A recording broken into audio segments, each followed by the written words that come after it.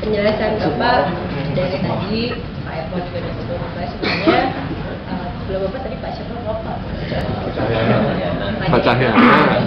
Jadi Bapak bilang kan bahwa Pak Menteri sangat terbuka untuk tidak menembak membunuh Jabuk dengan meriam, tapi sayangnya meriam itu sudah terlontar. Betul kan Pak? Betul tidak? Meriam itu sudah terlontar, betul tidak? Jadi kenapa itu harus kita keluarkan? Supaya yang pertama si YouTube pun juga ikut tanggung jawab. Ya, YouTube ikut tanggung jawab. Substansinya di situ sebenarnya. Substans awal ya. Nanti kita cari. Tapi kan di surat Bapak itu bukan hanya satu saja YouTube ya Pak, bukan hanya YouTube saja maksud saya.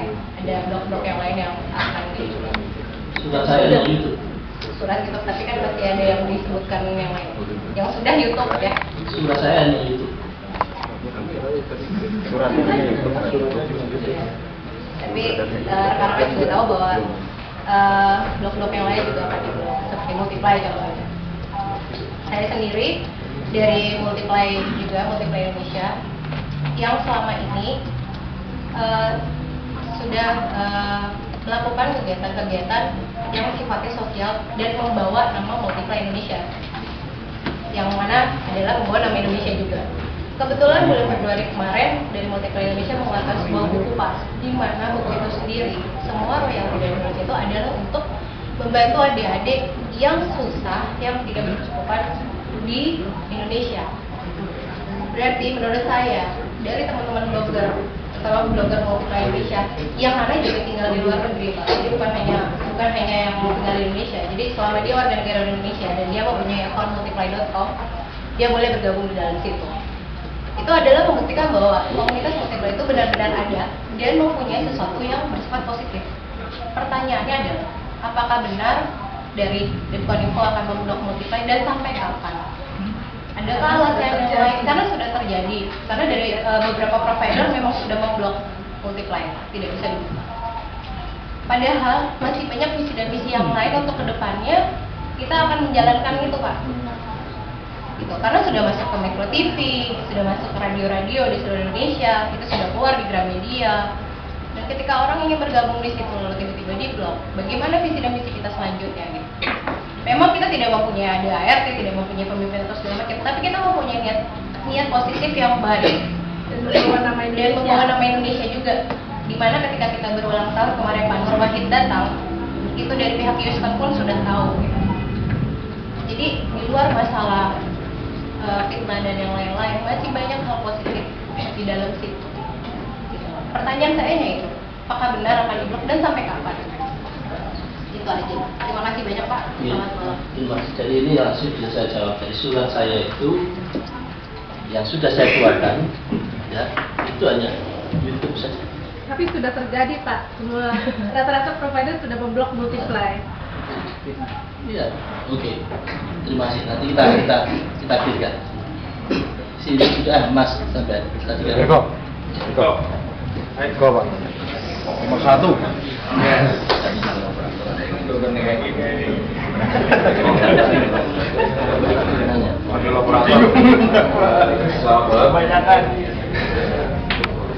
Nama saya Eko Sugianto.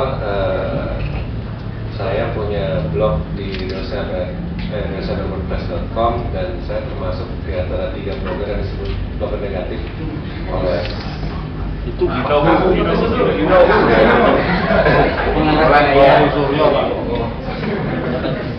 jadi gini, kebetulan saya sudah tulis beberapa poin di sini, yaitu apa alasan sebenarnya fitnah diblokir, kemudian itu siapa sih yang berhak menentukan bahwa sebuah konten itu boleh dan tidak boleh, sebenarnya siapa yang berhak. Lalu di sini poin nomor 2 ini sudah mengerucut ke bagaimana dengan orang yang sengaja menyebarkan ketakutan dan kebencian terhadap blogger.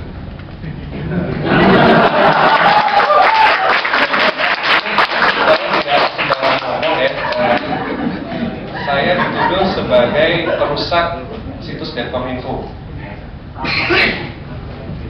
Jadi ini rekaman dari Nada Sinta. Pencemaran nama baik. Pencemaran nama baik.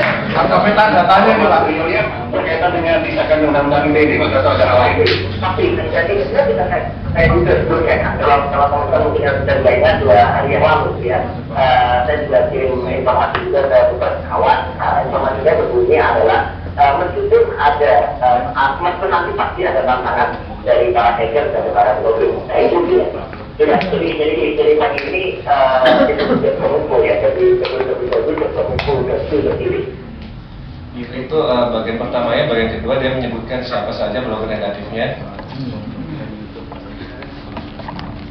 Banyak blogger yang populer juga ya, kayak Mas Iman, kemudian Mas Putra, Mas Isa, Ayla, Pak Yusufnya, Pak Iwono, gitu. Tapi saya tetap dengan ulang para blogger lain yang dari awal memang tujuannya hanya untuk mencela orang lain, menjelek-jelekan kebijakan gitu ya. Beberapa blogger awal kayak Endah Priyadi, Eko dan lain sebagainya itu yang sayangnya itu diikuti oleh blogger-blogger baru yang trennya kemudian pasal blog itu tidak apa ya, nggak afdol kalau mereka tidak mencela pemerintah, tidak mencela orang lain. Nah, ini yang saya sayangkan gitu. Iya.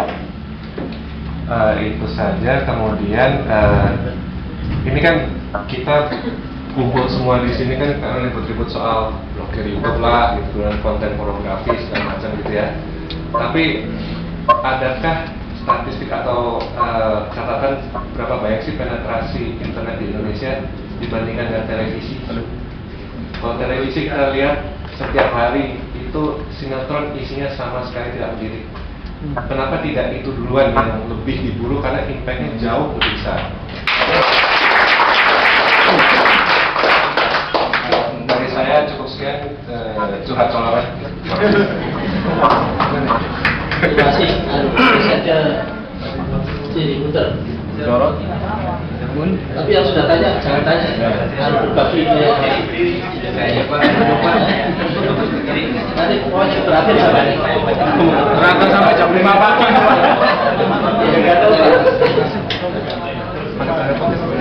Assalamualaikum warahmatullahi wabarakatuh.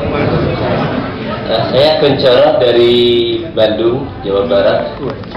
Saya bekerja di Jawa Barat, dan kalau Jawa Barat itu bukan hanya kota Bandung, desain dan komunitas-komunitas society internet di Jawa Barat berusaha menyebarkan internet ke New Frontier, termasuk pesantren-pesantren di Garut, termasuk ke para petani di Gunung Halu, ke Indramayu dan ke Labuan juga. Jadi itu betul-betul masyarakat yang tadinya kita lihat banyak mengalami kesulitan dalam hal pendidikan dan bisnis. Coba kita bantu melalui internet. Dan tentu saja gap terbesar yaitu internet itu yang sifatnya sentralistis, informasi dari atas ke bawah, itu sebetulnya bisa kita atasi dengan metode dengan web 2.0 yang ada sekarang, yang memungkinkan masyarakat untuk bisa berdaya berbagi informasi tanpa sumber yang terpusat. Dan tentu saja akhirnya yang kita share ke masyarakat di sana adalah bagaimana membuat web yang sederhana, dan tentu saja itu artinya CMS seperti jumlah dan tidak bisa ditolak. Akhirnya kita mengajari mereka blogging. Jadi kalau kita lihat di Tasik dan di Garut itu para ulama sudah kita jadi blogging, para istriawan di Indramayu, dan kemarin para guru-guru di Labuan juga sudah mulai. Nanti kita bisa mewujudkan masyarakat Jawa Barat bukan masyarakat blogging, bukan, itu masyarakat yang friksinya ditekan dengan bantuan internet dan khususnya blogging.